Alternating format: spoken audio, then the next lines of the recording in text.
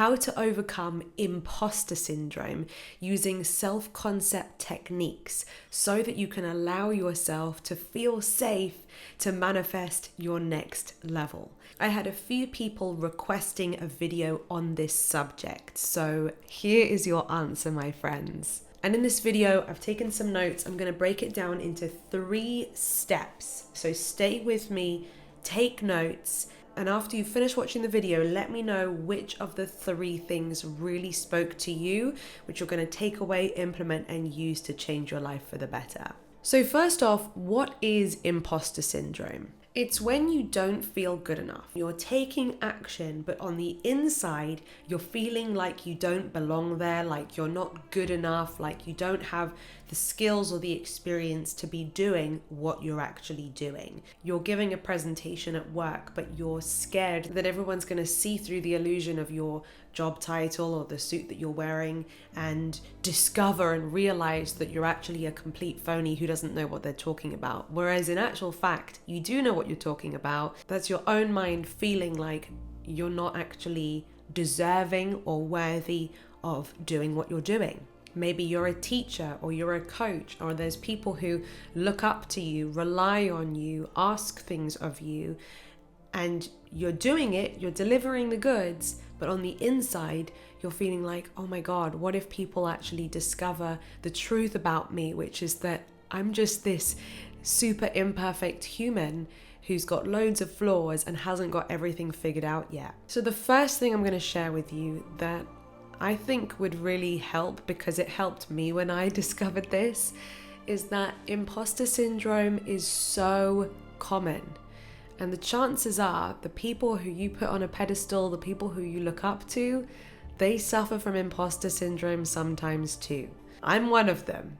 I've had many an occasion where I'm speaking on a stage, or I'm recording a YouTube video, or delivering some kind of masterclass, and have almost felt like, even though I do know what I'm doing, and even though I have got the answers, and I am delivering a great speech or presentation, it's connected to our self-concept. And if on the inside we still feel like that scared little girl, or that awkward teenager that didn't fit in, or we still identify as that person that we were when we were younger, who got humiliated or who was criticized for not being good enough, we can sometimes still be carrying that self-concept around with us on the inside. And no matter what amazing things we're capable of doing now, that version of us on the inside might still rear its head and feel like a phony when we're doing great things. So knowing that you're not the only person who feels that way can be a great help. So if you look at other people and you make these assumptions that they must feel 100% confident and sure in themselves 100% of the time, that's not necessarily true. In fact, I highly doubt that it is true. We experience all of our own thoughts in our heads, but we don't hear their thoughts that go on in their heads. We experience the insecurities in our own minds, but we don't hear theirs. We have an entire memory of all of the times when we've succeeded and all of the times when we've messed up and we've failed and we've fallen down, and yet we don't have an equal timeline and record of all of the times when they messed up too. And so this can distort our perception of other people versus us, and could cause us to think that everybody else must have it figured out and must feel magically confident permanently all of the time.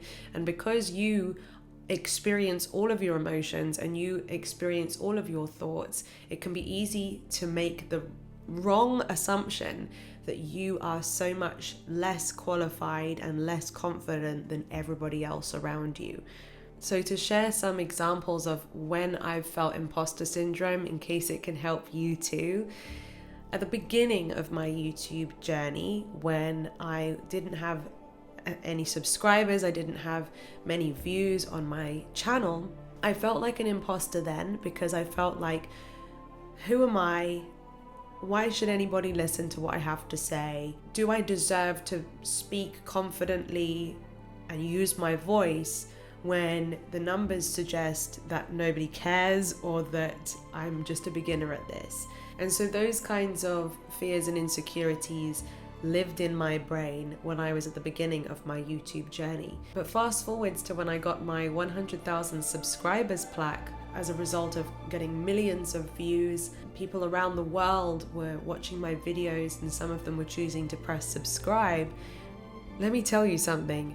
The imposter syndrome hit harder then than when I had no views and no subscribers, because I felt like, oh my God, how did I get a 100,000 subscriber plaque? Well, I'd also like to emphasize here that, I did work a lot on myself, on my belief, and I kept showing up over and over and over again to deserve 100,000 subscribers. But there still was a moment, and I remember it, when I got the shiny plaque, and it was overwhelming and it was unbelievable and it was incredible and I was so happy and proud. But after I got the plaque, imposter syndrome tried creeping in for a few months. I still had this concept that people who owned a silver YouTube plaque must be so much more professional than I am, etc. And so I went out and I got a new camera, I got fancy lighting, because I'd reached 100,000 subscribers on my YouTube channel without any equipment. I used my iPhone 10 to film all of my videos up till the point where I reached 100,000, more or less. When I bought new equipment, because I thought, oh my gosh, now that I'm some kind of officially professional YouTuber because I've got the plaque, I have to get the equipment because people who have the plaque, are professionals and I need this stuff.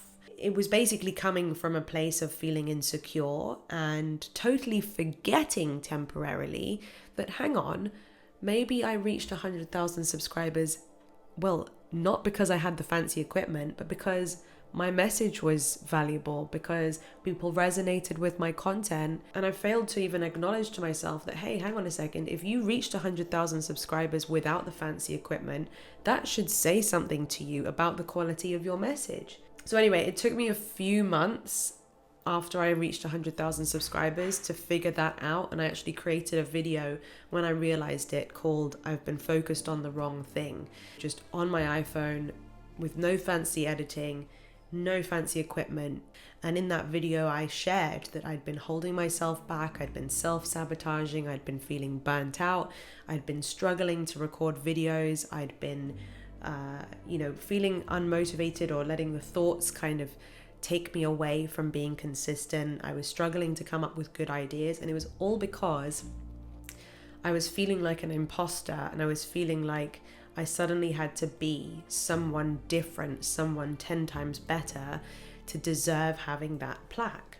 And the comments were so lovely. There were so many comments from people saying things like, we don't care about your fancy equipment. We just come for your voice. And I listen to you while I'm doing the washing up or doing the gardening. So I don't even care about the lighting, But the reason why I'm telling you this whole story is that just in case you thought that maybe Lucie never felt imposter syndrome, I did. So you're in good company, okay? Let my story also be evidence to you that you can achieve your goals even while sometimes you might feel like an imposter. The key thing that I did to get to 100,000 subscribers was I kept going. I kept creating. I stayed consistent. I did the reps. I practiced, and became gradually better at what I do. So when you feel like an imposter, don't let it stop you completely, and instead just remember, like what Lucie was saying, that you don't have to be perfect. You can be messy and you can still grow in spite of having your shaky moments about how you feel about yourself and your worth.